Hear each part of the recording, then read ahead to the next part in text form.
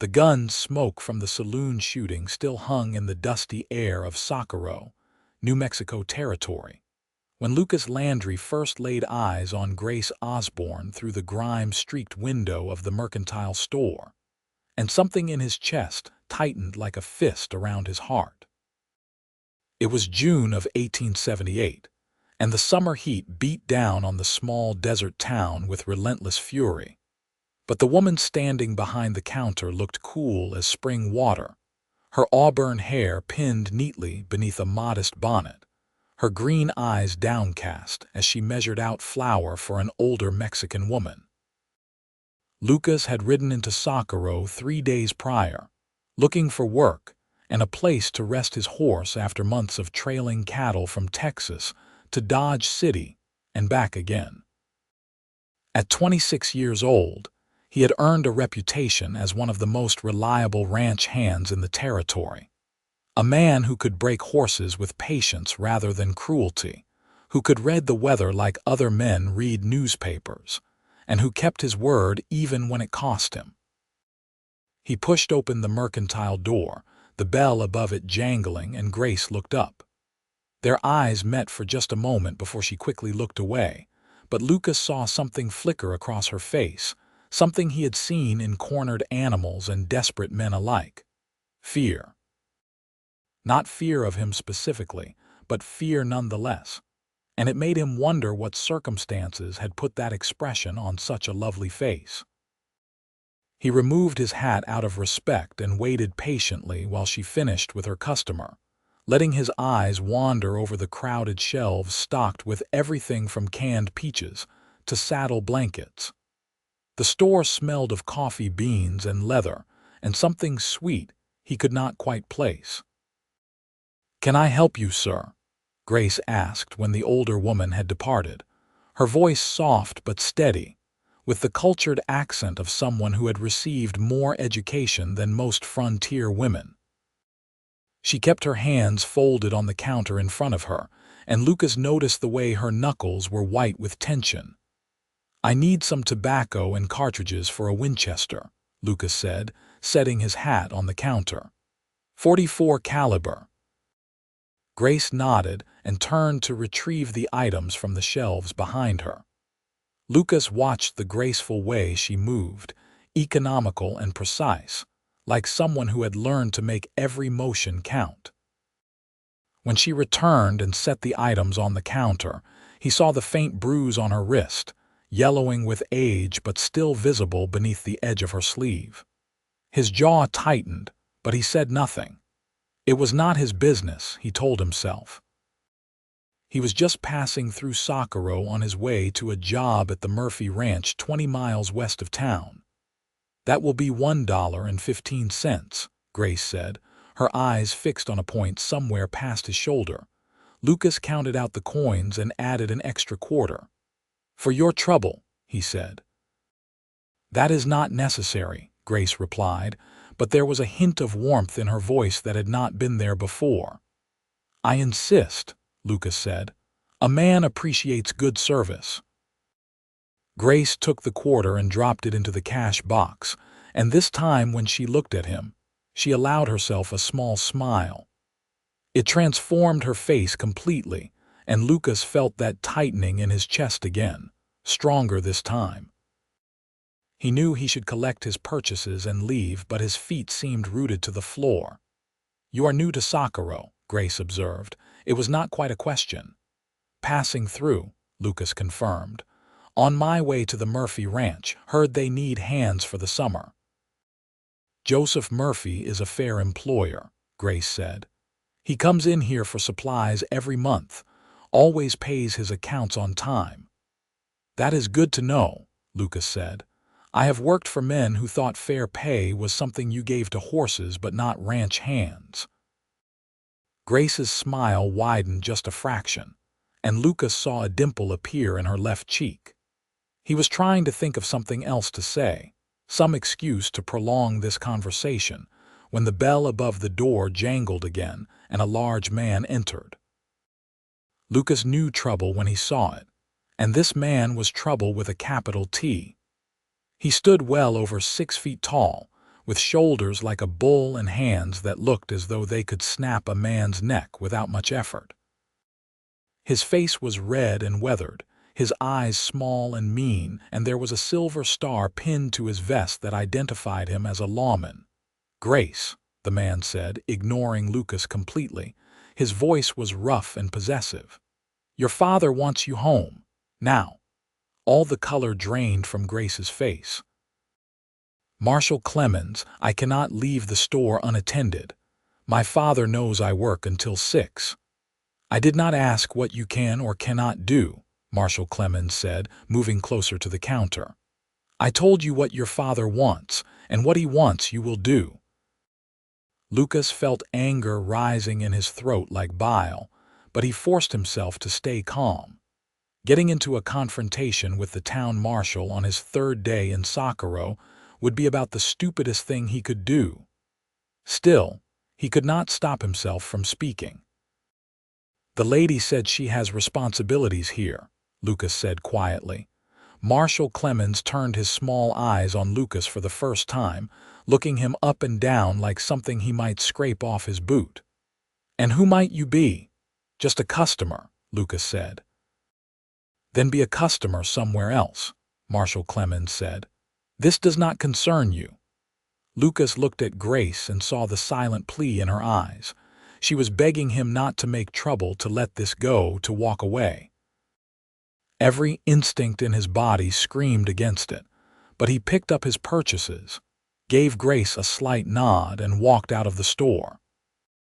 The June heat hit him like a physical blow, and he stood on the wooden sidewalk for a moment, taking deep breaths and trying to calm the fury that thrummed through his veins. Behind him, he heard raised voices, and then the sound of something falling. He turned back toward the door, his hand moving instinctively to the gun at his hip. But before he could act, Grace emerged with Marshal Clemens right behind her, his hand clamped around her upper arm hard enough to leave marks. Grace's eyes found Lucas's for just a moment, and he saw something in them that went beyond fear. It was resignation, the look of someone who had given up hope that things could ever be different. Then Marshal Clemens was leading her down the street toward a white clapboard house at the far end of town, and Lucas was left standing there with his fists clenched and his purchases forgotten. He asked around after that, in the careful way a stranger had to ask questions in a small town. He learned that Grace Osborne was 22 years old, the daughter of Clayton Osborne, who owned the mercantile and a significant portion of the land surrounding Socorro. He learned that Marshal Thomas Clemens had been courting her for the better part of 2 years, ever since her mother had died of consumption. He learned that Clayton Osborne approved of the match, that he had in fact encouraged it, seeing Marshal Clemens as a man of position and authority who could provide well for his daughter. And he learned, though people were more reluctant to speak of this, that Grace had no say in the matter. She was promised to Thomas Clemens, and the wedding was set for September, just 3 months away. Lucas told himself it was none of his business. He told himself he barely knew the woman, that he had only spoken to her for a few minutes in a mercantile store. He told himself that he needed the job at the Murphy Ranch, that he could not afford to make enemies of the local law, that there were 1,000 women in the West and none of them were his concern. But that night, lying in his rented bed at the boarding house, all he could see were those green eyes filled with resignation, and all he could think about was the bruise on her wrist and the way Marshal Clemens had grabbed her arm hard enough to hurt. The next morning, Lucas rode out to the Murphy Ranch as planned. Joseph Murphy turned out to be exactly what Grace had said, a fair man in his 50s with sun-weathered skin and an honest handshake. He hired Lucas on the spot after watching him work with a particularly difficult mare, gentling her with patience and a soft voice rather than the whip and spurs many cowboys preferred. The work was hard but satisfying, and the other ranch hands were good men for the most part. Lucas should have been content. Instead, he found himself riding back into Socorro every chance he got, always with some excuse about needing supplies or wanting a decent meal or checking on his horse's shoes. More often than not, he found himself at the mercantile. Sometimes Grace was there, sometimes she was not. When she was, they would talk, carefully and about nothing important. She would ask him about the ranch, about the horses, about where he had been before Socorro. He would ask her about the store, about the books she read in whatever spare time she had, about her memories of growing up in the territory. They never spoke about Marshal Clemens, never acknowledged the thing that hung between them like storm clouds on the horizon. But Lucas saw the bruises that appeared with increasing frequency, always in places that could be covered by clothing. And Grace saw the way his jaw would tighten when he noticed them, the way his hands would clench into fists before he forced himself to relax. It went on like that through June and into July. Lucas knew he was playing a dangerous game. Marshal Clemens had noticed his frequent visits to town, had started watching him with those mean little eyes whenever their paths crossed. More than once, Lucas had been stopped on some pretext or another, his saddlebags searched for whiskey or stolen goods, his story about working at the Murphy Ranch verified and re-verified. Marshal Clemens was looking for an excuse, any excuse, to run him out of town or throw him in jail. Lucas knew this, and still he could not stay away. It was a Sunday in mid-July when everything changed. Lucas had ridden into town for the church service, something he rarely did, but which gave him a legitimate reason to be in Socorro. The little adobe church was packed with families dressed in their Sunday best, and Lucas stood in the back, his hat in his hands, his eyes searching the crowd until they found Grace sitting in the front pew beside her father and Marshal Clemens. She wore a high-necked blue dress that covered her from chin to wrists to ankles, and her hair was arranged in an elaborate style that must have taken hours. She looked beautiful and miserable in equal measure.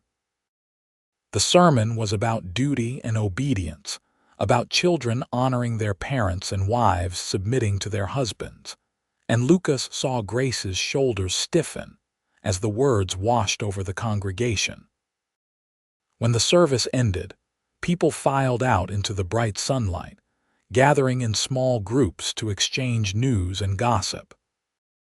Lucas lingered, hoping for a chance to speak to Grace, but Marshal Clemens kept her close, his hand possessively on her waist as he talked with Clayton Osborne and some of the other prominent men in town. Lucas was about to give up and head back to the ranch when a boy of about 10 approached him. "Mister," the boy said quietly, "the lady in the blue dress asked me to give you this." He pressed a folded piece of paper into Lucas's hand and disappeared into the crowd before Lucas could ask any questions. Lucas walked around the side of the church where he could have some privacy before unfolding the paper.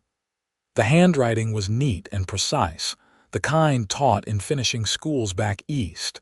"Meet me at the creek north of town tomorrow at noon. I must speak with you. Please come alone. G." Lucas read the note 3 times, committed it to memory, and then tore it into tiny pieces that he scattered in the dust. His heart was pounding so hard he was surprised the whole town could not hear it.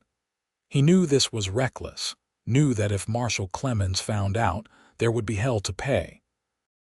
But he also knew that he would be at that creek tomorrow at noon, come what may. The next day dragged by with agonizing slowness. Lucas went through his morning chores in a fog, barely hearing when Joseph Murphy spoke to him, nearly getting kicked by a temperamental gelding because his attention was elsewhere. Finally, around 11:30, he saddled his horse and told the foreman he was riding out to check the north fence line. It was not exactly a lie, since the creek Grace had mentioned was in that general direction, but it was close enough to deception that Lucas felt a twinge of guilt. Joseph Murphy had been good to him, and he did not like repaying that kindness with dishonesty. The creek was little more than a trickle this time of year, winding through a stand of cottonwood trees that provided some relief from the relentless sun. Lucas arrived early and waited in the shade, his horse cropping at the sparse grass nearby. He had almost convinced himself that Grace would not come, that she had thought better of it, or that she had been prevented somehow, when he heard the sound of another horse approaching. Grace rode into the clearing on a chestnut mare, sitting the saddle with the easy confidence of someone who had been riding since childhood.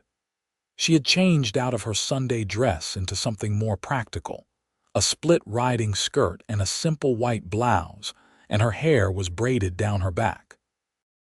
She looked younger like this and more vulnerable, and Lucas felt that now familiar tightening in his chest as he stepped forward to help her dismount. "Thank you for coming," Grace said, a little breathless. "I was not sure you would receive my note." "I got it," Lucas said. "Though I have to say, this is not exactly safe, if Marshal Clemens finds out." "I know the risks," Grace interrupted. She took a deep breath, and when she looked up at him, there was a fierce determination in her eyes that Lucas had not seen before. "I needed to speak with you because you are the only person in this town who looks at me like I am a human being rather than a piece of property to be traded." Lucas said nothing, waiting for her to continue. "My father has promised me to Thomas Clemens," Grace said, the words tumbling out in a rush as if she had been holding them back for too long. "The wedding is set for September 15th. I have tried everything I can think of to change his mind.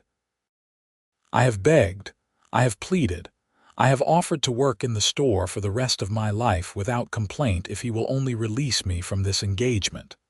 But he will not listen. He says Thomas is a man of standing, that he will provide for me, that I should be grateful anyone wants to marry a woman who is already 22 and in danger of becoming a spinster." "Your father is a fool," Lucas said flatly. A ghost of a smile crossed Grace's face. "Be that as it may, he holds all the power. I have no money of my own, no family except him, nowhere to go. If I try to run, Thomas will come after me. He has made that very clear.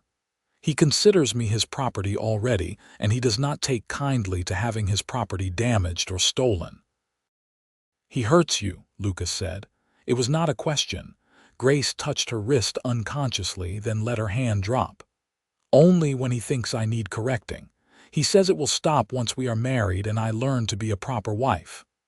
"That is a lie," Lucas said, his voice harsh with anger. "Men like that do not stop, they get worse." "I know," Grace whispered. "I have seen it. My mother, before she died, she had bruises too. She said they were from accidents, from being clumsy, but I knew. I always knew. And I swore I would never end up like her, never let a man treat me that way. But here I am, trapped in the same fate, and I do not know how to escape it."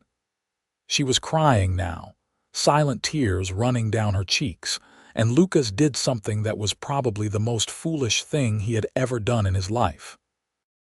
He stepped forward and pulled her into his arms, holding her while she wept against his chest. She felt small and fragile against him, and he was overwhelmed by a fierce protectiveness that went beyond anything he had ever experienced. "Listen to me," Lucas said when her tears had subsided. "You do not have to marry him. There are ways out of this." Grace pulled back enough to look up at him. "What ways? If I run, he will find me. Thomas has friends in every town from here to Santa Fe. I would not get 20 miles before he dragged me back." "Not if you had help," Lucas said. "Not if someone was with you who could keep you safe." Understanding dawned in Grace's eyes, followed quickly by fear. "I could not ask that of you. The risk is too great. Thomas would kill you." "He could try," Lucas said with more confidence than he felt. "I have dealt with bullies before, Grace. They are all the same. They are strong when they have all the power, but they fold when someone stands up to them. You do not know him," Grace said. "He is not just a bully. He is a dangerous man. People in Socorro are afraid of him for good reason." "I am not people in Socorro," Lucas said. "And I am not afraid of Thomas Clemens." Grace searched his face for a long moment. "Why would you do this for me?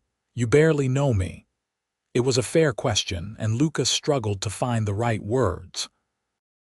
How could he explain that from the moment he had first seen her through that dusty window, something had shifted in his universe? How could he tell her that in the past month she had become the first thing he thought about in the morning and the last thing on his mind before sleep?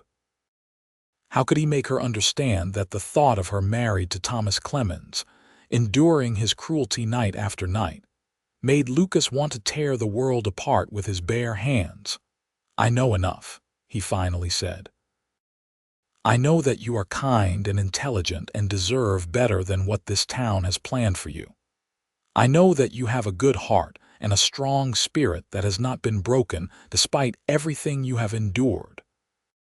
And I know that if I ride away from Socorro and leave you to your fate, I will regret it for the rest of my life." Grace was staring at him with an expression he could not quite read. "You barely know me," she repeated, but there was less conviction in her voice this time. "Then let me get to know you," Lucas said. "Come away with me. We will ride to Santa Fe or California or anywhere you want to go. We will start over somewhere Thomas Clemens has no power, somewhere you can be free to live your own life and make your own choices." "I cannot," Grace whispered, but Lucas could see the longing in her eyes, the desperate hope that maybe, just maybe, there was a way out. "Yes, you can," Lucas said. "I know you are scared. Hell, I am scared too, but sometimes the scariest choice is the right one." Grace pulled away from him completely and walked to the edge of the creek, staring down at the thin ribbon of water. Lucas waited, letting her think, knowing that this had to be her decision. Minutes passed, marked by the sound of the creek and the distant call of a crow. Finally, Grace turned back to him. "If I do this," she said slowly, "if I run away with you, there is no going back. My father will disown me. The entire town will consider me a fallen woman, and Thomas will not stop looking for us, not ever. Are you prepared for that?" "I am," Lucas said without hesitation. "You would give up your job at the Murphy Ranch, your reputation, your safety, for someone you barely know?" "I would," Lucas said. "Why?" Grace demanded, her voice rising. "Make me understand why you would risk so much for me." Lucas closed the distance between them in 3 long strides. He took her hands in his, looking into those green eyes that had haunted him since the day they met. "Because I am falling in love with you, Grace Osborne. I know that probably sounds crazy.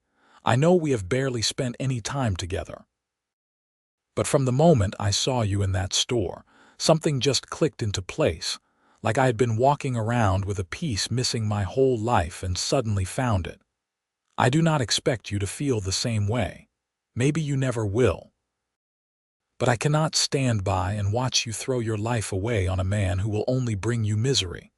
So whether you love me or not, whether you ever love me or not, I am offering you a way out. Take it, please." Grace's eyes were shining with tears again, but this time there was something else in them too.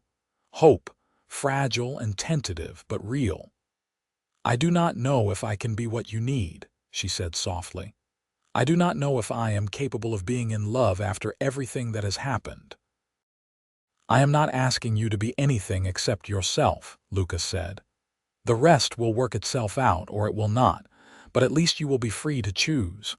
Grace squeezed his hands. "When would we leave?" Lucas felt a rush of relief so intense it made him dizzy. "As soon as possible. The longer we wait, the more chance there is of someone finding out. Can you get away tomorrow night?" Grace thought for a moment. "Yes. Father and Thomas have a meeting of the town council. They will be occupied for hours. I can say I am going to bed early with a headache. I have done it before when I needed to avoid Thomas." "Good," Lucas said. "Pack light. Only what you can carry in saddlebags, money if you have any. We will need to ride hard and fast to put distance between us and Socorro before anyone realizes you are gone." "I have some money," Grace said. "My mother left me a small inheritance that father keeps in the store safe. He does not know I know the combination, but I have watched him open it enough times. I can take it tomorrow when I close up." "Take only what you need," Lucas cautioned. "I do not want you accused of theft on top of everything else." "It is mine by right," Grace said with some of her old spirit. "My mother wanted me to have it. She told me so before she died." Lucas nodded. "Then take it. We will need every dollar to start fresh somewhere new." He paused, then added, "I want you to be absolutely sure about this, Grace. Once we leave, there is no turning back. Your life in Socorro will be over." "My life in Socorro is already over," Grace said. "The only question is whether it ends with me married to a man I despise, or whether it ends with me riding away toward something better. I choose the latter." They spent a few more minutes working out the details.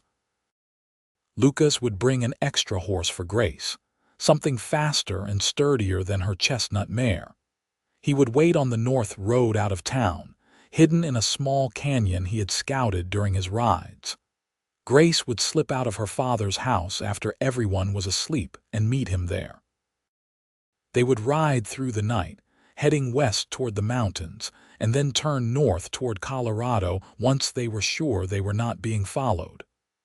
"I should get back," Grace finally said. "If father notices I have been gone too long, he will ask questions." Lucas helped her mount her horse, his hands lingering on her waist just a moment longer than necessary. Grace looked down at him, and he saw his own emotions reflected in her face. Fear, yes, but also excitement and something that might, with time and luck, grow into love. "Tomorrow night," she said. "Tomorrow night," Lucas confirmed. "I will be there. I promise." Grace nodded, then turned her horse and rode away through the cottonwoods. Lucas watched until she was out of sight, then mounted his own horse and headed back to the Murphy ranch. His mind was racing with all the things that could go wrong, all the ways this plan could fall apart, but he pushed those thoughts aside. He had made Grace a promise, and he intended to keep it, no matter what. The rest of that day and the next passed in a blur. Lucas prepared for their escape with the careful attention to detail that had served him well throughout his years on the frontier. He bought supplies in small quantities from different stores so as not to arouse suspicion: jerky and hardtack and coffee and ammunition. He checked and rechecked his guns, cleaned and oiled them until they gleamed. He selected the best horse from the Murphy Ranch remuda, a sturdy bay gelding with good wind and strong legs, and worked out in his mind how he would compensate Joseph Murphy for the animal once he was able. It was not stealing exactly, since he fully intended to pay for the horse, but it was close enough that it troubled his conscience. On the afternoon of the planned escape, Lucas told the foreman he was feeling poorly and planned to turn in early. This was not unusual enough to draw comment. The summer heat and hard work often laid men low. Lucas waited until full dark, then quietly saddled both horses and led them away from the ranch buildings, walking them for a good half-mile before mounting. The night was moonless, which would make riding harder but also provide cover for their escape. Lucas made his way to the small canyon north of Socorro and settled in to wait. The hours crawled by with agonizing slowness. Lucas checked his pocket watch every few minutes, though it was too dark to see the hands. He listened to the night sounds, the chirping of crickets and the distant howl of coyotes, and tried not to imagine all the things that might have gone wrong. Maybe Grace had been unable to get away. Maybe her father had noticed something amiss. Maybe she had changed her mind, decided the risk was too great, chosen the familiar misery of life with Thomas Clemens over the unknown dangers of flight with a man she barely knew. Lucas was about to conclude that something had indeed gone wrong when he heard the soft sound of hoofbeats on the packed earth of the road. He tensed, his hand moving to his gun, but relaxed when he recognized Grace's silhouette against the slightly lighter sky. She was riding her chestnut mare and carrying 2 bulging saddlebags. When she saw him, she slid from the saddle and ran the last few feet, throwing herself into his arms with such force that he staggered back a step. "I was so afraid you would not be here," she gasped against his chest. "I gave you my word," Lucas said, holding her tight. "I am not in the habit of breaking it." They transferred Grace's belongings to the bay gelding, and Lucas made sure the chestnut mare's reins were tied loose enough that she could eventually work free and return home. Then they mounted up and began to ride. Lucas set a hard pace, pushing the horses as much as he dared in the darkness. He wanted to put as many miles as possible between them and Socorro before sunrise revealed their absence. They rode through the rest of that night and into the next day, stopping only briefly to rest the horses and stretch their legs. Grace bore up under the grueling pace without complaint, though Lucas could see the exhaustion in her face and the way she moved in the saddle. Around midday, they stopped at a small stream to water the horses and refill their canteens. "How are you holding up?" Lucas asked as Grace splashed water on her face. "I am tired," she admitted, "and sore, and terrified that at any moment Thomas will appear on the horizon behind us. But I am also happier than I have been in years, which seems strange given the circumstances." Lucas smiled. "Fear and happiness can coexist. I am learning that myself." They ate a cold meal of jerky and hardtack, and Lucas was about to suggest they move on when Grace spoke again. "I have been thinking about what you said, about falling in love with me." Lucas felt his heart begin to race. "Yes. I need you to know that I cannot promise you the same feelings, at least not yet. I barely know what love is supposed to feel like. My parents' marriage was not a happy one.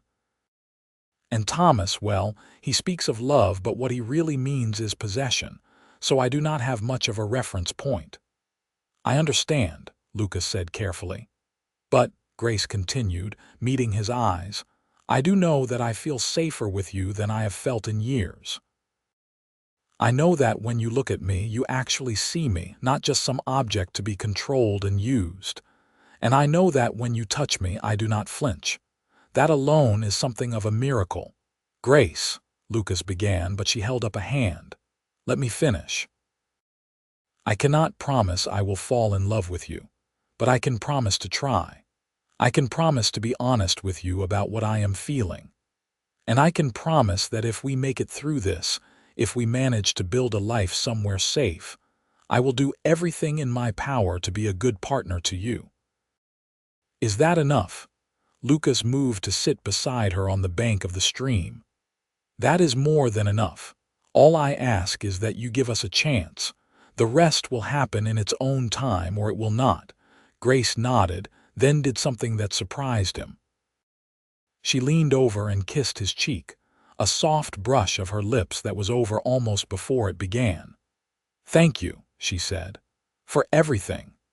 They rode on through the afternoon, and as the sun began to sink toward the western horizon, Lucas started looking for a place to camp for the night. They were in rougher country now, the flat desert giving way to foothills covered in juniper and piñon pine. He found a small clearing sheltered by rock outcroppings that would hide the light of a fire and provide some protection if the wind picked up. They unsaddled the horses, rubbed them down, and hobbled them where they could graze on the sparse grass. Lucas built a small fire while Grace sorted through their supplies, and soon they were eating a hot meal of beans and coffee that tasted like heaven after the long day of riding. As the stars came out overhead, bright and sharp in the clear desert air, Lucas and Grace sat by the fire and talked. Really talked, for the first time without the weight of secrecy and the fear of being discovered hanging over them. Grace told him about her childhood, about a mother who had been loving but sad, always sad, and a father who had grown harder and more distant after the silver mine he had invested in failed. She told him about her dreams of going to California, of seeing the ocean, of living in a place where it rained more than twice a year. Lucas, in turn, told her about his own past, about growing up on a small farm in Missouri, about losing his parents to cholera when he was 17, about the years he had spent drifting from job to job across the West, never quite finding a place that felt like home. "Do you think we will ever find that?" Grace asked. "A place that feels like home?" "I think home is less about a place and more about the people you are with," Lucas said. "At least that is what I am learning." Grace smiled at that and moved closer to him, leaning her head on his shoulder in a gesture of trust that made Lucas's heart ache. They sat like that for a long time, watching the fire burn down to coals, neither of them wanting to break the moment. Finally, Grace yawned, and Lucas reluctantly suggested they should get some sleep. They had another long day of riding ahead of them tomorrow. Lucas spread out their bedrolls on opposite sides of the fire, far enough apart to be respectable, but close enough that he would hear if Grace needed anything during the night. He lay on his back, staring up at the vast canopy of stars, and listened to the sound of Grace's breathing as it gradually deepened and slowed. He did not fall asleep for a long time. Part of him was listening for the sound of pursuit, for the thunder of hoofbeats that would signal Thomas Clemens and a posse on their trail. But part of him was simply savoring this moment, this impossible, wonderful moment when he was lying under the stars with the woman who had somehow, in the space of a few short weeks, become the center of his world. They woke before dawn and were riding again as the sun rose, painting the desert in shades of orange and gold. They maintained a steady pace throughout the day, angling northwest through increasingly rough terrain. Lucas kept a constant watch on their back trail, but he saw no sign of pursuit. Either they had not been discovered yet, or they had gotten enough of a head start that Clemens and any men he might have recruited were still miles behind. That evening, they made camp near a natural spring that bubbled up from between two massive boulders. The water was sweet and cold, and they refilled all their containers before settling in for the night. Grace seemed more relaxed than she had the night before, some of the tension leaving her shoulders as the miles accumulated between them and Socorro. "You think we are safe?" she asked as they ate their dinner. "Safer than we were yesterday," Lucas said. "But I do not think we can truly rest easy until we put a lot more distance between us and New Mexico territory. I am thinking we should head for Denver. It is a big enough city that two people can disappear, and it is far enough away that Thomas Clemens's authority means nothing." "Denver," Grace repeated, as if testing the word. "I have heard it is a real city with electric lights and everything." "I have been there once," Lucas said. "A few years back. It was growing fast even then. There will be opportunities there, ways to make a living that do not involve looking over our shoulders all the time." "What will we do when we get there?" Grace asked. "I can read and write and cipher. I worked in my father's store for years. But I do not know what kind of work a woman can find in a city." "We will figure it out together," Lucas assured her. "I can hire on as a ranch hand or a carpenter or a dozen other things. And you are smart and capable.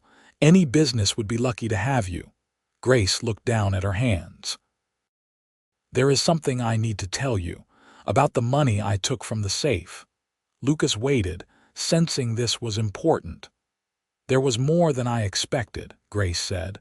"My mother's inheritance was $50, which I knew about." But there was also another $200 in there, money my father had been saving. I took that too. Lucas was silent for a moment, processing this information. $250 was a significant sum, enough to start a new life with some comfort. But it was also theft, pure and simple, and it would give Clayton Osborne and Thomas Clemens one more reason to come after them. "Do you regret taking it?" Lucas asked finally. Grace shook her head. "No, that money was earned from my labor as much as his. I worked in that store 6 days a week for years, and he never paid me a cent. He said my room and board were payment enough. So I consider that $200 back wages, and I do not feel guilty about taking what I earned." Lucas could not argue with that logic. "Then we will use it wisely and not waste a moment feeling guilty. You are right that you earned it." Relief washed over Grace's face. "I was afraid you would be angry." "Why would I be angry?" "Because it makes things more dangerous for us. They will not just be chasing a runaway bride now.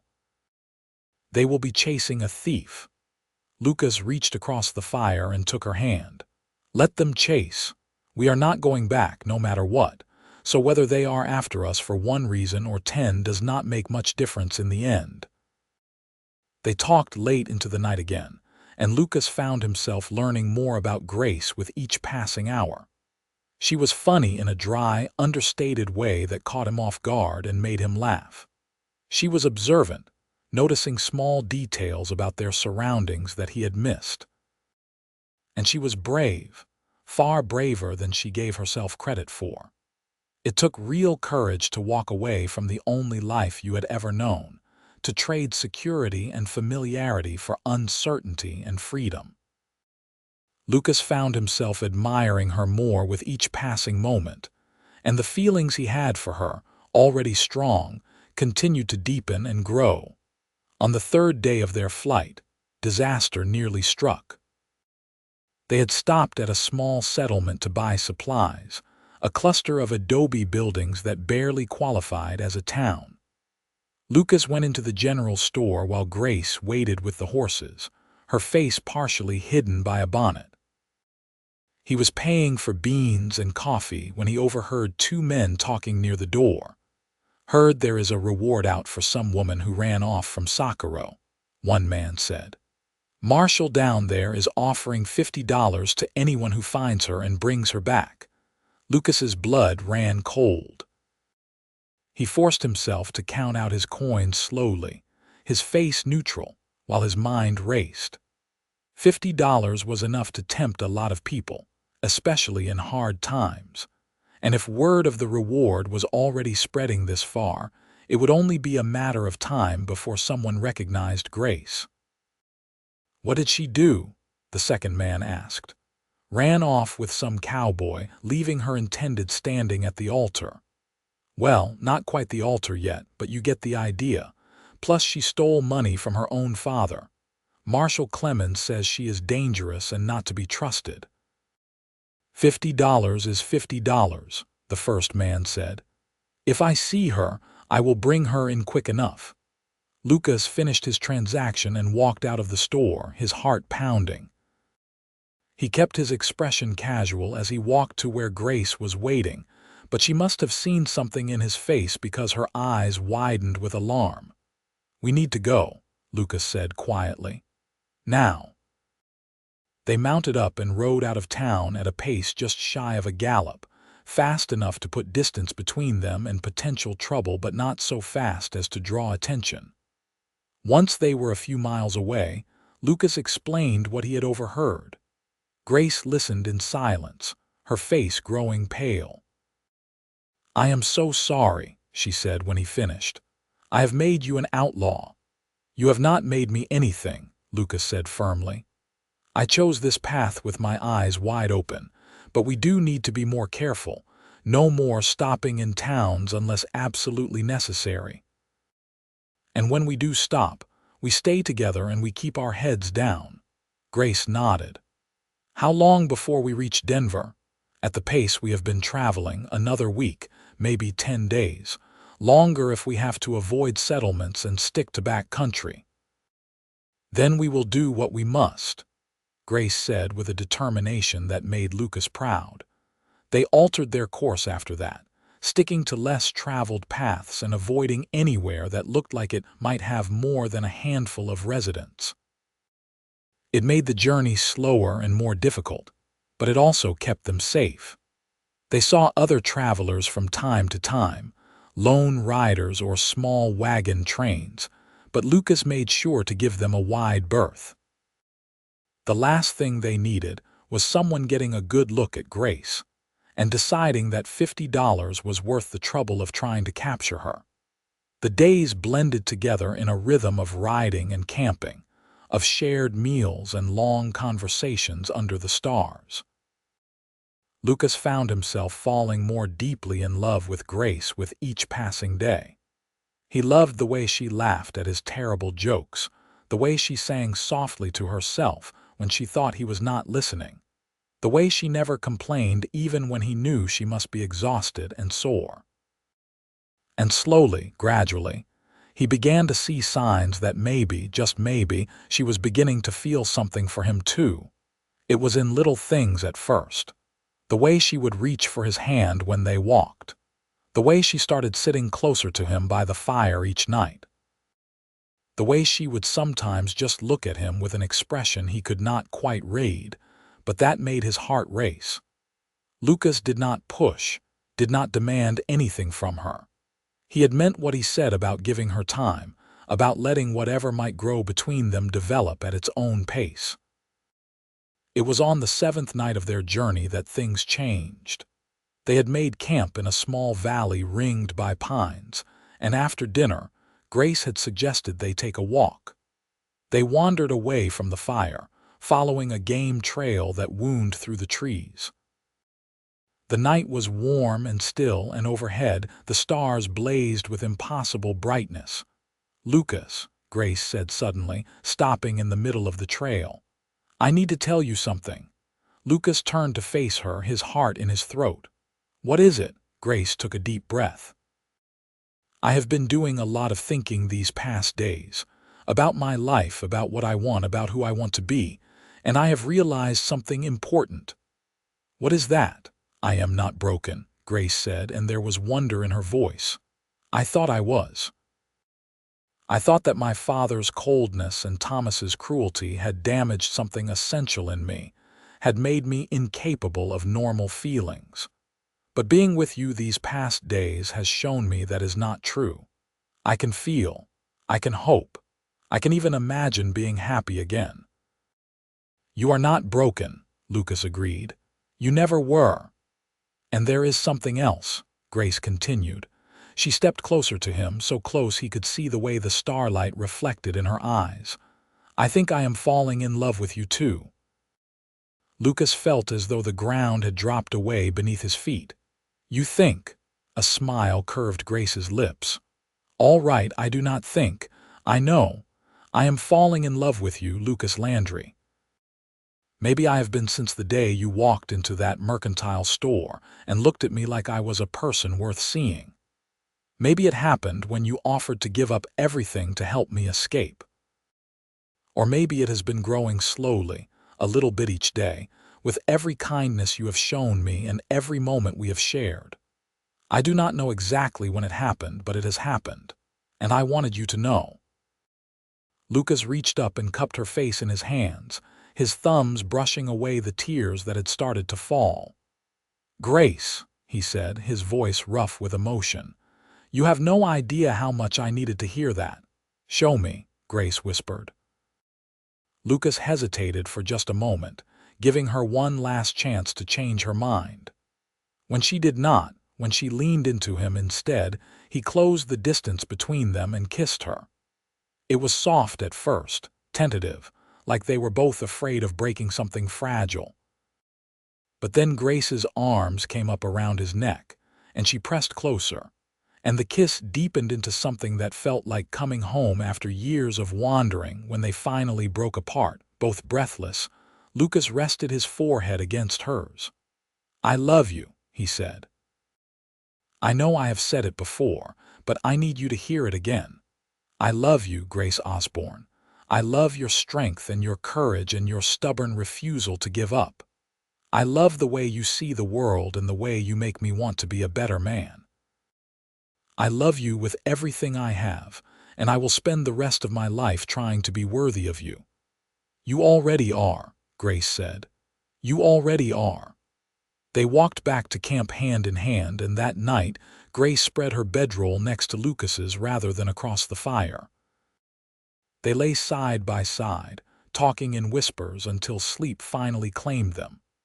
Lucas woke several times during the night, and each time he felt a surge of joy when he realized Grace was there beside him, real and solid and his. Well, not his exactly. She was her own person, and that was part of what he loved about her. But his partner, his companion, and maybe, if they were very lucky, his wife someday. The remaining days of their journey passed in a haze of happiness that felt almost surreal given the circumstances. They were still fugitives, still being hunted, still facing an uncertain future. But somehow, none of that seemed quite as frightening with Grace by his side. They made better time now that they were past the immediate danger zone, and 9 days after fleeing Socorro, the mountains of Colorado came into view on the northern horizon. "We are almost there," Lucas said, pointing. "Denver is on the eastern side of those mountains, right where the plains meet the foothills." Grace shaded her eyes with her hand, staring at the distant peaks. "It looks so far away. 3 days, maybe 4, Lucas estimated, and then we can rest."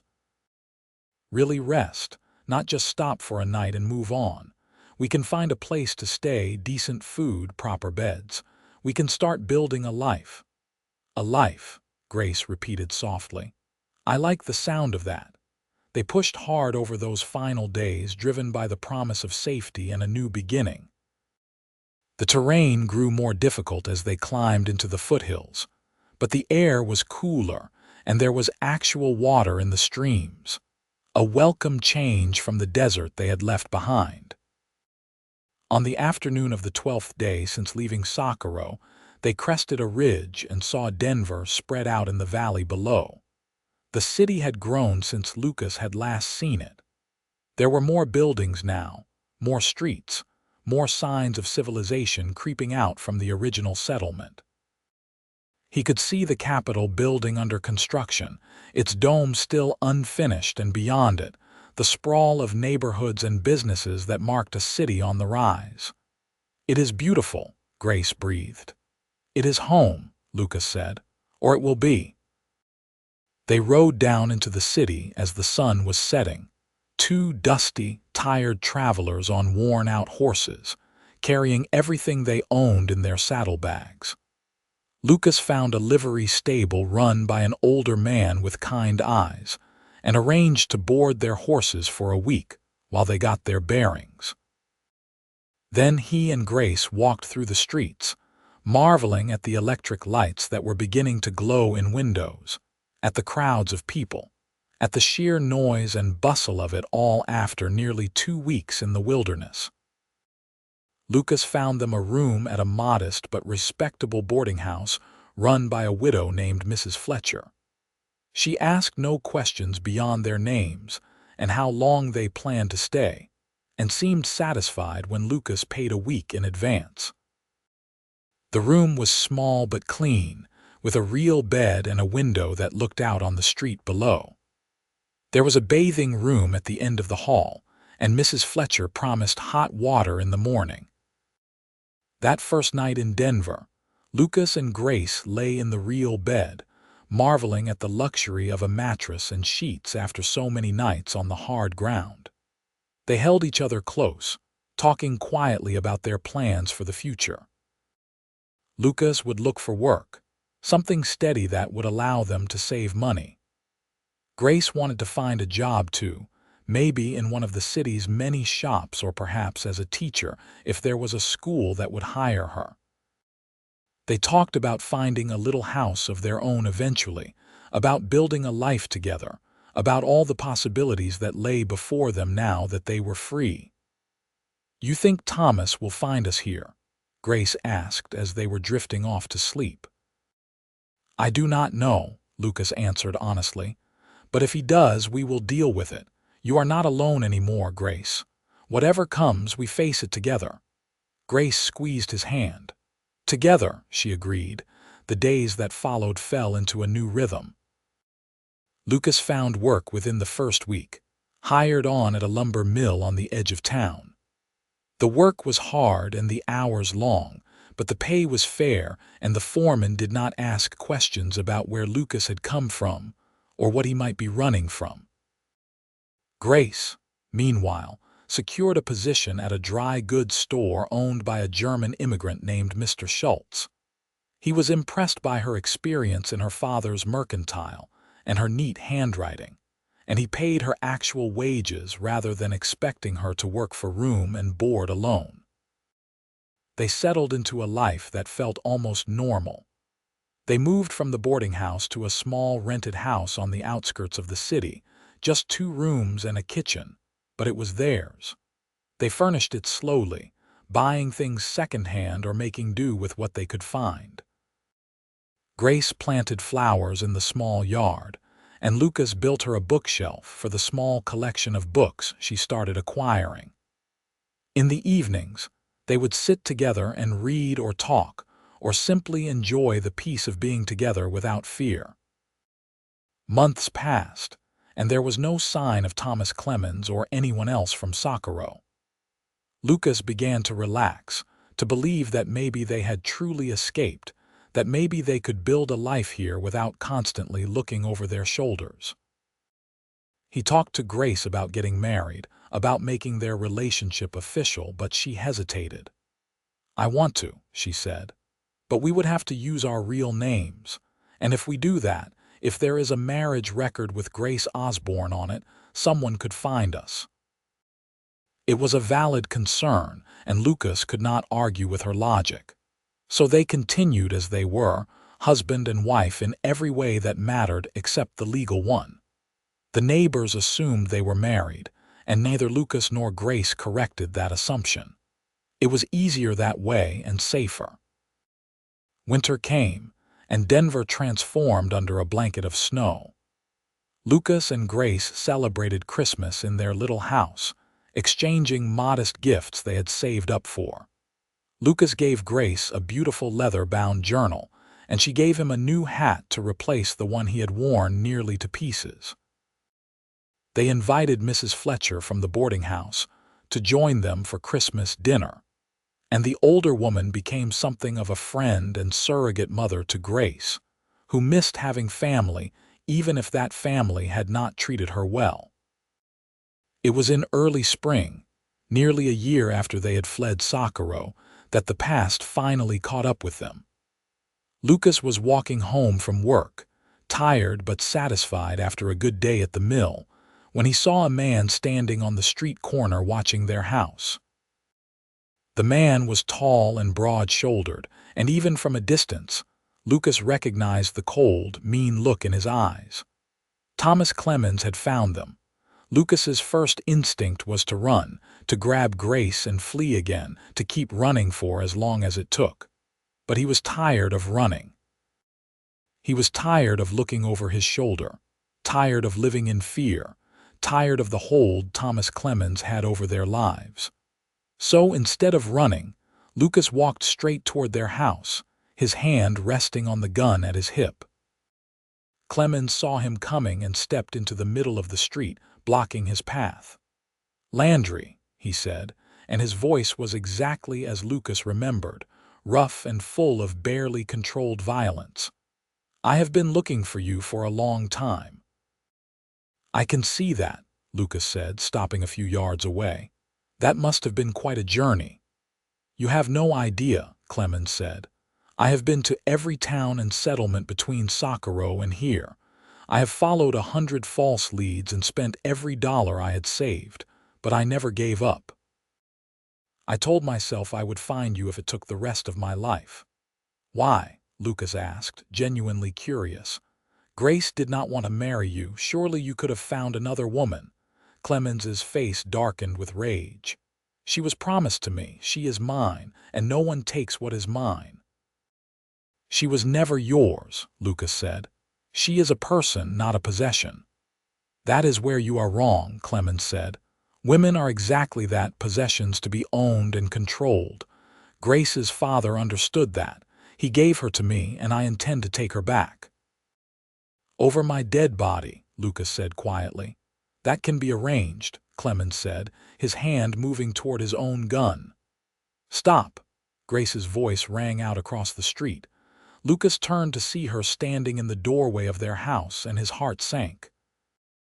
He had hoped to keep her out of this, to deal with Clemens on his own. Grace walked toward them, her chin up and her shoulders back, every inch the strong woman Lucas had fallen in love with. Thomas, you need to leave. I am not going back to Socorro with you. I am not marrying you. I am building a life here with Lucas, and you have no part in it. You do not get to make that choice, Clemens snarled. Your father promised you to me, and a promise is a promise. My father had no right to promise me to anyone, Grace said. I am not his property to dispose of. I am a grown woman, and I choose Lucas. Clemens looked between them, and Lucas saw something dangerous stirring in his eyes. I could kill him, Clemens said. I could shoot him down right here in the street, self-defense. He drew on me first, that is what I will say. No jury in the world would convict a lawman for defending himself. You are not a lawman here, Grace pointed out. Your authority ends at the New Mexico border. In Colorado, you are just another man with a gun. That seemed to give Clemens pause. Lucas could see him thinking, calculating, trying to figure out how to get what he wanted without ending up arrested or worse. Finally, he seemed to reach a decision. Fine, Clemens said. You want to make this about choice. I will give you a choice, Grace. Come back with me willingly, and I will forget all about the money you stole. I will even drop the charges. You can come home. We will get married like we planned, and this whole ugly episode will be forgotten. And if I refuse, Grace asked. If you refuse, I will have Landry arrested for kidnapping and horse theft. I have a warrant right here in my pocket, signed by a judge in Socorro. I will take him back to New Mexico and see him hang. So what is it going to be, Grace? Your freedom or his life? Lucas saw the color drain from Grace's face. He moved toward her, taking her hand. Do not listen to him, Lucas said. He is bluffing. That warrant is not worth the paper it is written on, not here in Denver. Are you willing to bet your life on that? Clemens asked with a nasty smile.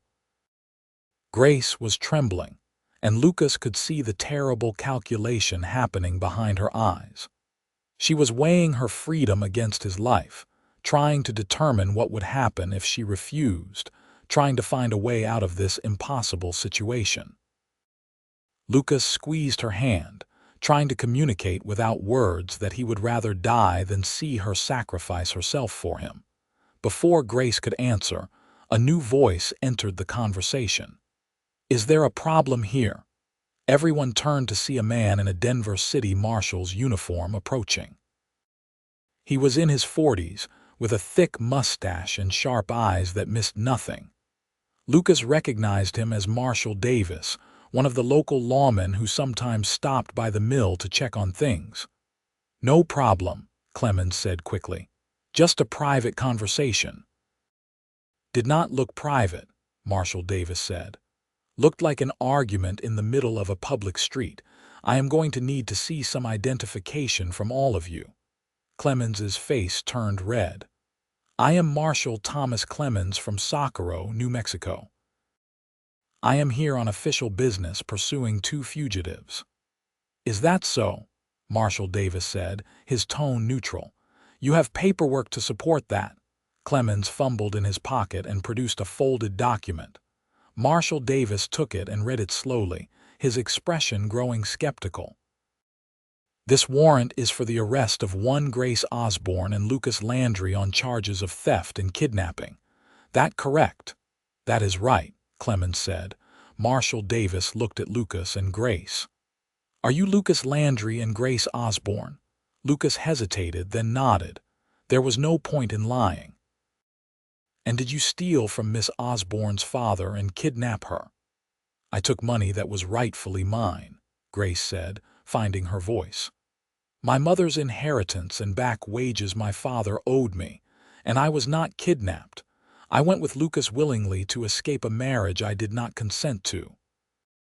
Marshal Davis turned back to Clemens. "Sounds like a civil matter, not a criminal one. And as for kidnapping, well, you cannot kidnap a willing participant."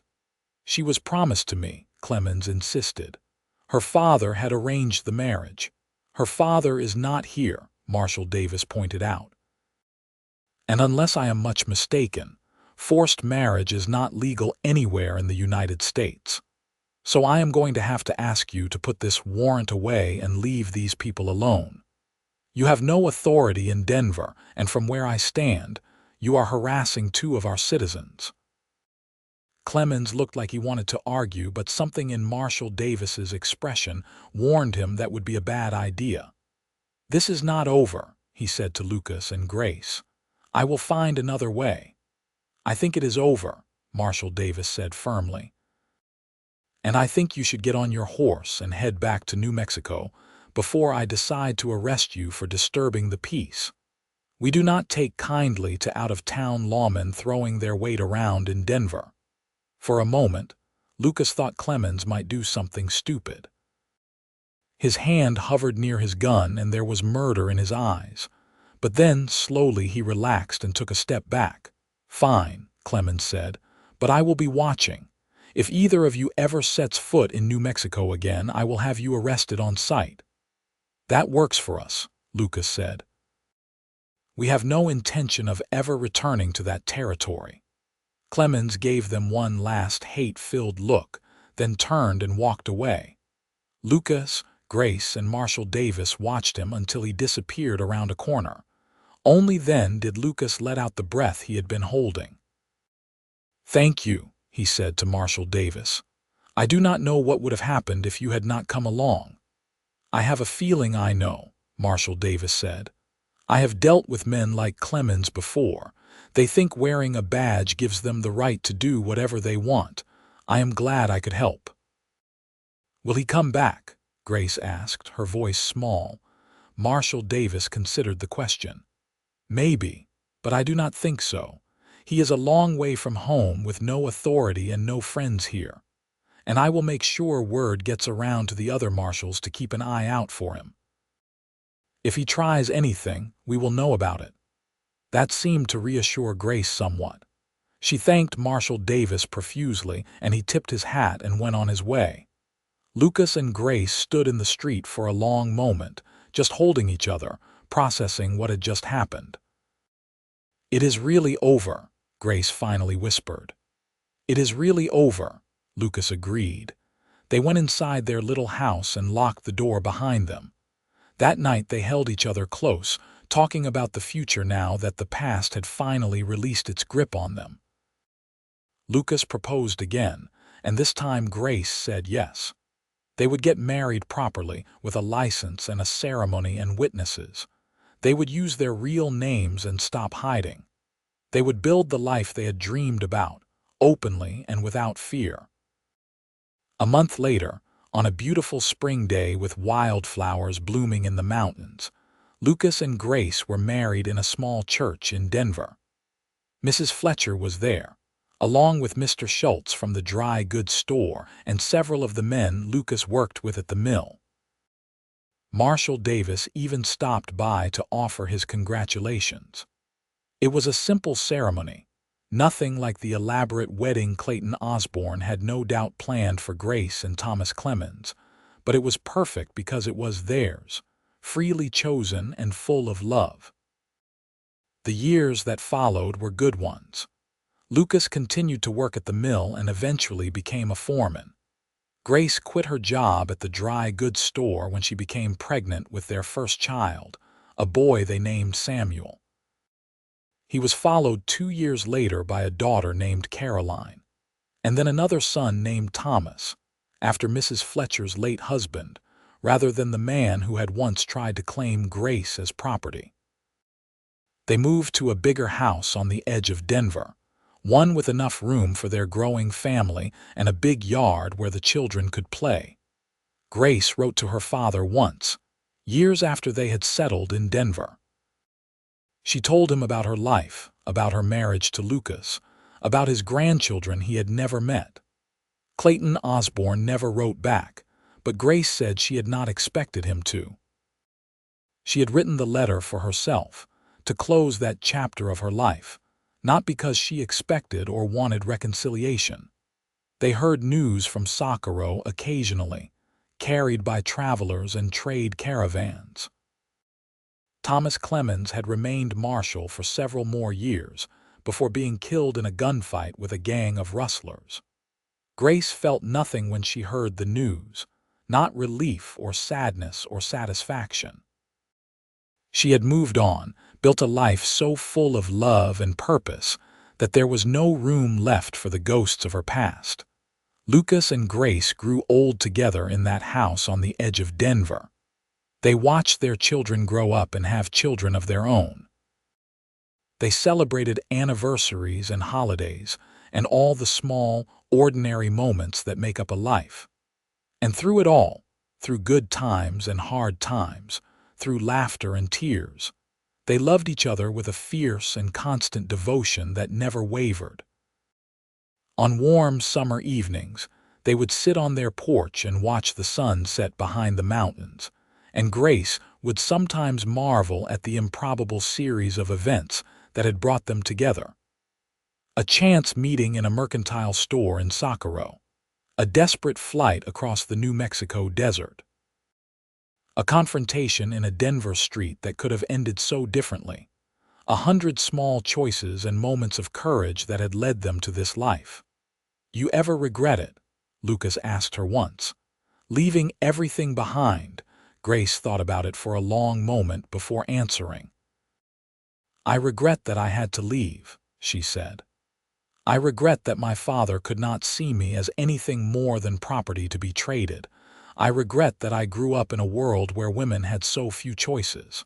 But do I regret leaving? Do I regret choosing you, choosing us, choosing this life? Never. Not for a single moment." Lucas pulled her close, pressing a kiss to her gray hair. "I love you, Grace Landry." "I love you too," Grace said. "Thank you for riding me out of that town. Thank you for giving me a chance at a real life." "You gave yourself that chance," Lucas corrected gently. "I just came along for the ride," Grace laughed. "We came along for the ride together. That is what made all the difference." They sat like that as the light faded from the sky and the stars began to appear, one by one, bright and constant in the darkness. Inside the house, they could hear their grandchildren playing, the sound of young laughter and running feet. It was a good sound, a sound that spoke of continuity and family and all the things that mattered most in life. Lucas thought back to that day in Socorro, when he had first seen Grace through the window of the mercantile store, to the moment when he had offered her a way out, and she had been brave enough to take it. He thought about the miles they had traveled together, both literal and figurative, and the life they had built from nothing more than hope and determination and love. "Not any more," he murmured, remembering the words he had spoken when Grace had cried that she was promised to another. "What was that?" Grace asked. "Nothing," Lucas said, smiling. "Just remembering." Grace smiled too, understanding without needing to ask what he was remembering. They had come so far from that desperate flight across the desert, from those early days of fear and uncertainty. They had built something solid and true, a family and a home and a love that had only grown stronger with time. As the last light faded from the sky and the cool night air settled over Denver, Lucas and Grace went inside, locking the door behind them. They had dinner with their family, listened to their grandchildren's stories about their day, helped clean up the dishes, and then retired to their bedroom. It was all so ordinary, so beautifully, wonderfully ordinary, and that was exactly what made it extraordinary. Lucas never forgot how close they had come to a very different life, how a few different choices or a bit less luck could have left Grace trapped in Socorro and him wandering alone, both of them miserable in their separate ways. He never took for granted the gift of waking up next to her each morning, of seeing her smile, of hearing her laugh. Every day was a blessing, and he treated it as such. Years continued to pass as they do. Lucas's hair went completely white, and Grace's hands grew gnarled with age. They moved a little slower, tired a little easier, but the love between them remained as vital and alive as it had been that night under the stars when Grace had first told him she was falling in love with him. They still held hands when they walked. They still talked late into the night. They still looked at each other with the wonder of people who could not quite believe their good fortune in finding each other. On their 30th wedding anniversary, their children threw them a party. The house was full of people. 3 generations gathered to celebrate the marriage that had started with a desperate escape and grown into something no one could have predicted. There were speeches and toasts, laughter and tears, and through it all, Lucas and Grace sat side by side, their hands clasped, watching their legacy spread out before them. Later, when everyone had gone home and they were alone again, Grace turned to Lucas with tears in her eyes. "We did it," she said. "We built something real, something that will last long after we are gone." "We did," Lucas agreed.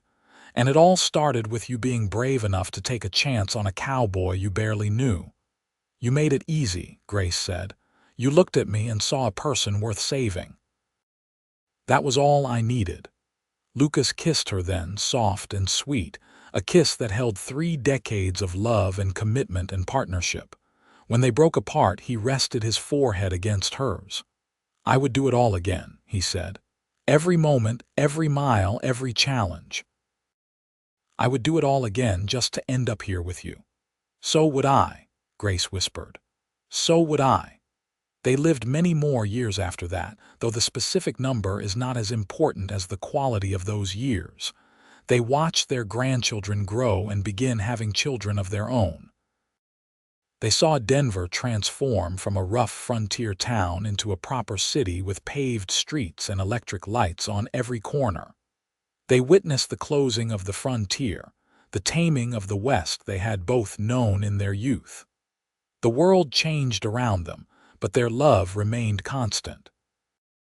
When Lucas finally passed away at the age of 73, surrounded by his family, his last words were about Grace.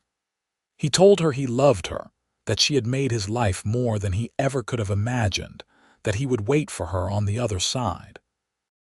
Grace held his hand as he took his last breath, and though her heart broke, she also felt grateful for all the years they had shared, for the life they had built together against such impossible odds.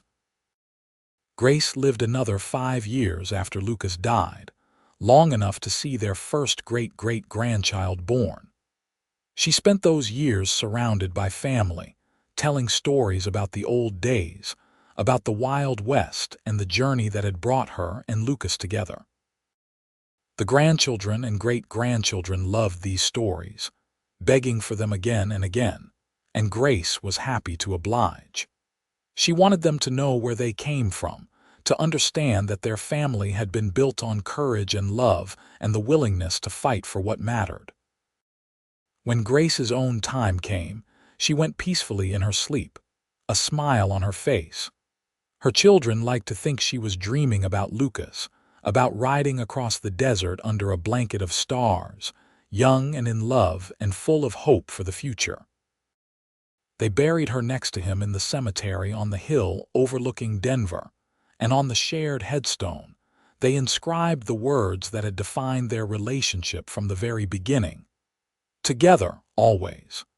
The story of Grace and Lucas became family legend, passed down through the generations.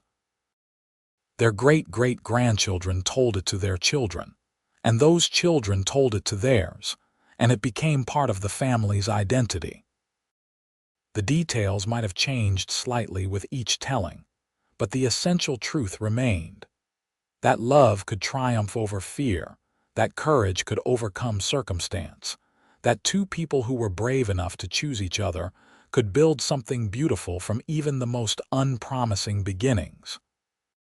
And so the little house on the edge of Denver, which still stood more than a century later, became a kind of shrine to that love. Descendants of Lucas and Grace would visit it sometimes, standing on the porch where their ancestors had once sat and watched the sunset, marveling at the journey that had brought their family into being. They would think about that desperate flight from Socorro, about the cowboy who had offered freedom and the woman who had been brave enough to accept it, about the words that had changed everything. Not anymore. Those two words had been a promise, a declaration, a line drawn in the sand. They had meant that Grace's fate was no longer in the hands of men who saw her as property. They had meant that she was free to choose her own path, to write her own story, to become the author of her own life. And in choosing Lucas, in agreeing to that mad, impossible escape, Grace had not just saved herself. She had created something new, something that would ripple forward through time in the form of children and grandchildren and generations, yet unborn. It was a love story, yes, but it was also a story about freedom and choice, and the courage it takes to break free from the expectations others place upon us. It was a story about two people who refused to accept the roles society had assigned them and chose instead to create their own roles, their own rules, their own life. And it was a story with a happy ending, which in the harsh reality of the Old West was far from guaranteed, but which Lucas and Grace had managed to achieve through determination, luck, and an unwavering commitment to each other. The desert that Grace and Lucas had crossed together eventually bloomed with towns and cities, and the wild frontier they had known became a place of memory and nostalgia. But their story lived on, a reminder that even in the darkest times, even when freedom seems impossible and hope is in short supply, love can light the way forward. All it takes is two people brave enough to reach for it, to say not anymore to the forces that would keep them apart, and to ride toward the horizon together, trusting that somewhere on the other side lies the life they were meant to have. And for Grace and Lucas, that trust was rewarded with 38 years of marriage, 4 children, 11 grandchildren, 23 great-grandchildren, and countless moments of joy, laughter, and love. It was rewarded with a life well lived, a family well loved, and a legacy that would endure long after they were both gone. It was rewarded with exactly what they had hoped for that night under the stars when they first admitted their feelings for each other. A chance at happiness, freely chosen and fully lived.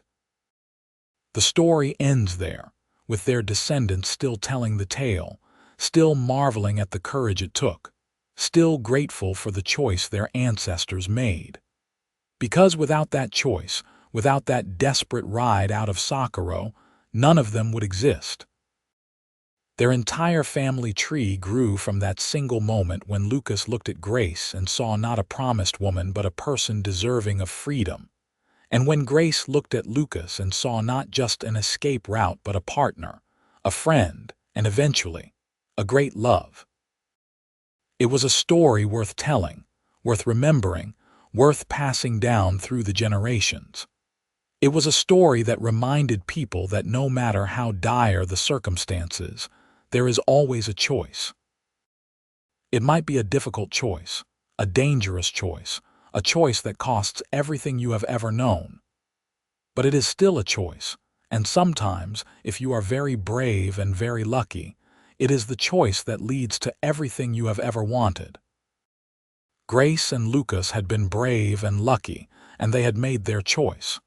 And in the end, That choice had made all the difference.